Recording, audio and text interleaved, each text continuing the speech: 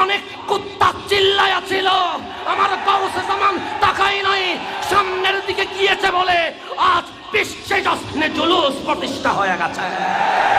আরেক আমার মুর্শিদে করিম পীরে বাঙ্গাল, আমি পীরে বাঙ্গালের একটি নসিহত নামা বলে শেষ করব, কিভাবে চললে আমাদের বিজয় আসবে।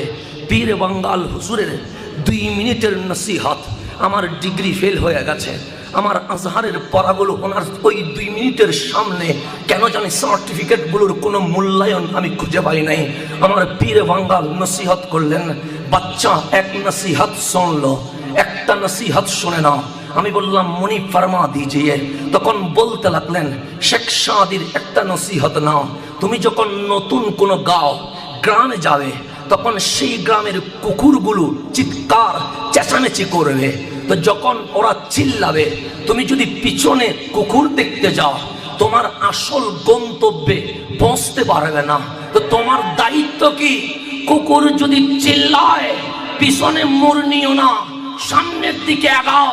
তো সেই নসিহতকে সামনে রেখে আমার গাউসে জামান আল্লামা তৈয়ব শাহ বাবাজী বাংলার জমিনে যখন জুলুস দিয়েছিল, অনেক কুত্তা চিল্লায়া ছিল, আমার গাউসে জামান তাকাই নাই, সামনের দিকে গিয়েছে বলে আজ বিশ্বে জশ্নে জুলুস প্রতিষ্ঠা হয়ে গেছে।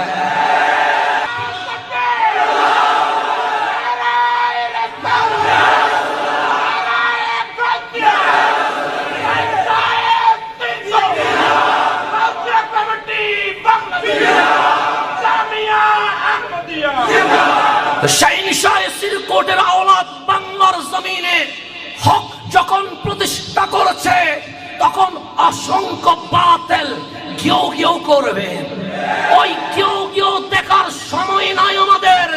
বিশ্ব বিজয় আমাদের হাতে করতে হবে, কারণ ইমাম মাহাদির ফৌজের নাম গাউসিয়া কমিটি বাংলাদেশ।